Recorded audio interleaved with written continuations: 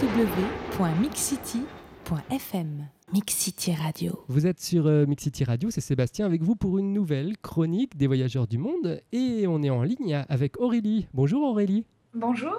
Alors Aurélie, tu es illustratrice, voyageuse du monde et tu te qualifies comme une globe croqueuse. Alors tu as réalisé plusieurs carnets de voyage, notamment lors d'un voyage en Afrique je crois. Avant qu'on commence l'interview, il y avait une question que j'avais envie de te poser, c'est quoi une globe croqueuse ? Globe croqueuse, c'est une personne qui voyage et qui fait des croquis tout simplement. Ça allie la passion du dessin et du voyage. Alors justement, cette passion du dessin, on va en parler beaucoup en début de cette interview. Tu crées des carnets de voyage. Comment on construit un carnet de voyage ?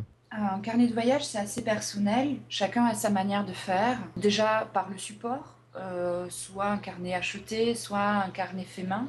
Moi, je prends des carnets que je recycle. Des vieux agendas, des vieux bouquins, des guides restaurants anciens, enfin...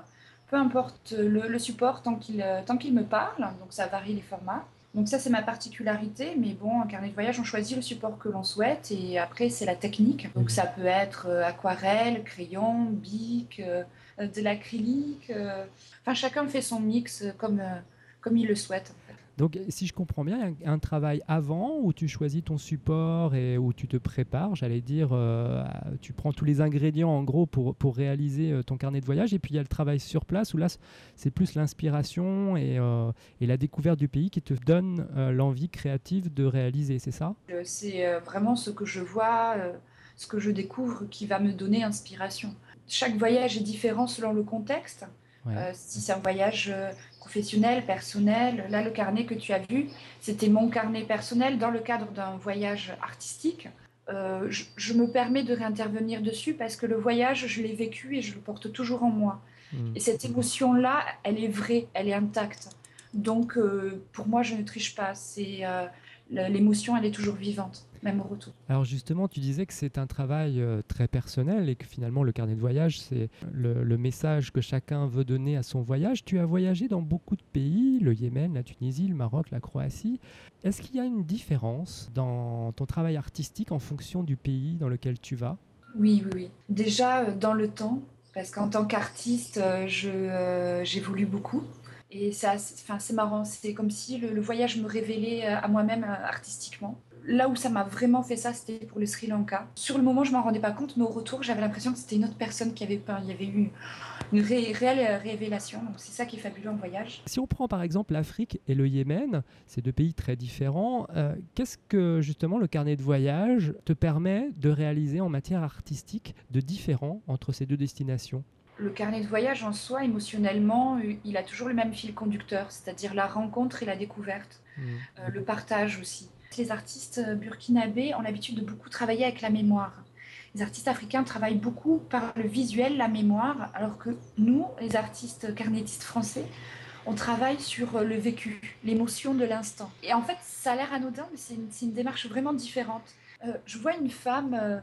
avec un foulard rempli de fleurs, enfin vraiment magnifique, mais qui me fait des appels du regard avec des petits sourires, des petits regards en coin. Donc, je devine qu'elle est sensible à ma curiosité et qu'elle est curieuse aussi. Donc, je me dis, bon, il y a moyen de faire un croquis.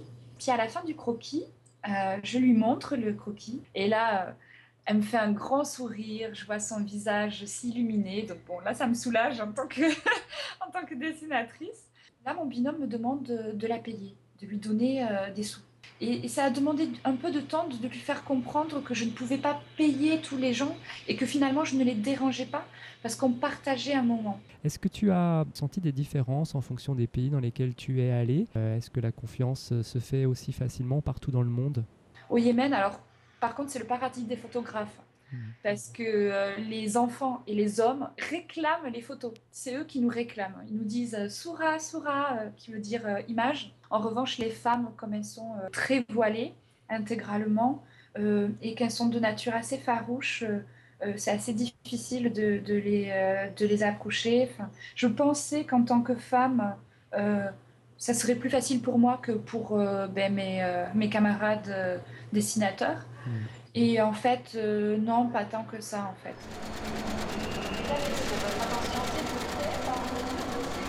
www.mixcity.fm Mix City Radio. Tu exposes également, c'est dans le cadre de ton travail artistique, comment ça se passe? Comment on fait pour être exposé? En fait, pour exposer, je pense qu'il faut déjà se faire connaître dans le milieu. En fait, le carnet de voyage, c'est un peu une famille, hein. Donc, j'ai commencé avec la Biennale du carnet de voyage à Clermont-Ferrand. Et puis, après, les uns les autres, des fois, on se donne des plans. On m'a invité à tel festival, mais moi, je ne peux pas y aller. Tiens, contacte-la. Tu es donc une artiste, on va dire, professionnelle, c'est ton activité principale. Quel conseil tu donnerais aux auditeurs de Mix City Radio, qui eux ne sont pas forcément des professionnels dans le domaine artistique, pour réussir leur carnet de voyage? C'est de la pratique. Ne pas hésiter à faire des petites sorties de groupe au départ avec des personnes, ou bien seul si on est plutôt solitaire, mais tout est prétexte à dessiner. Le voyage est un prétexte pour dessiner, en fait, hein. Est-ce que tu as des anecdotes à nous raconter, des bons souvenirs, des moments de galère que tu as eus lors de tes voyages? Ah oui, il y en a toujours. C'est ça c'est ces petits moments qui sont un peu angoissants sur le moment, mais dont on rigole après. Où j'étais en Tunisie, donc en reportage graphique.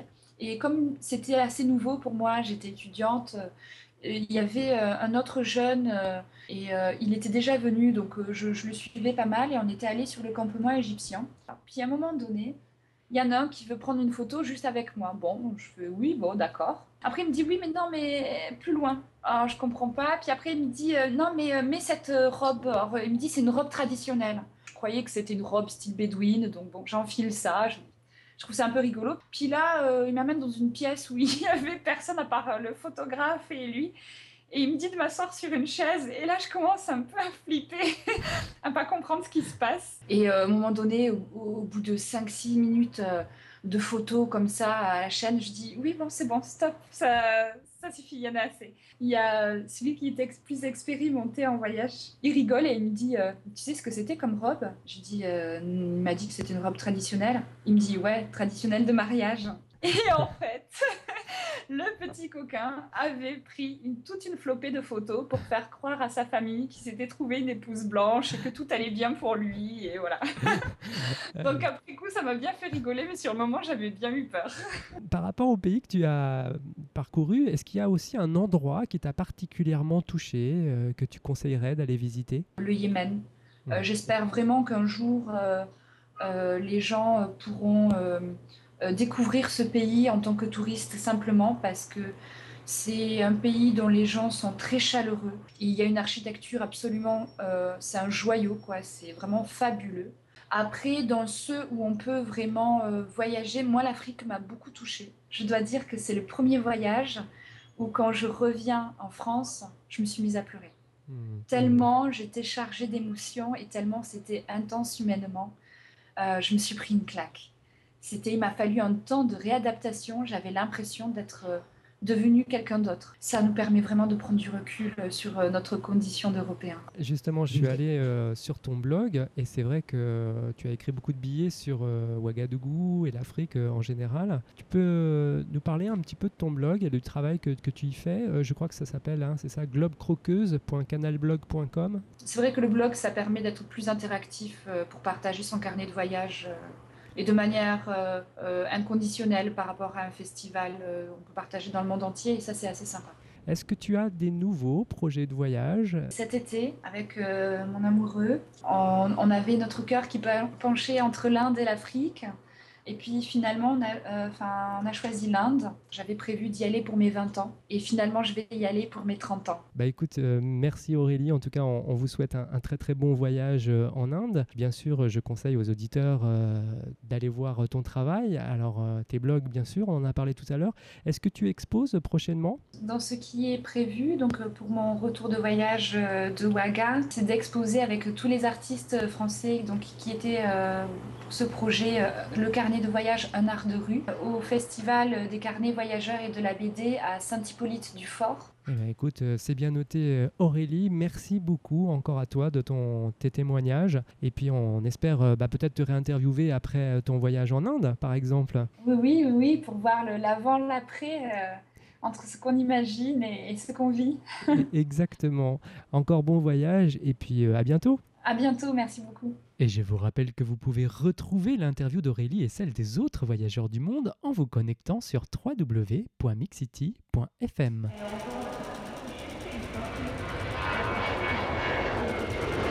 www.mixcity.fm. Mix City Radio.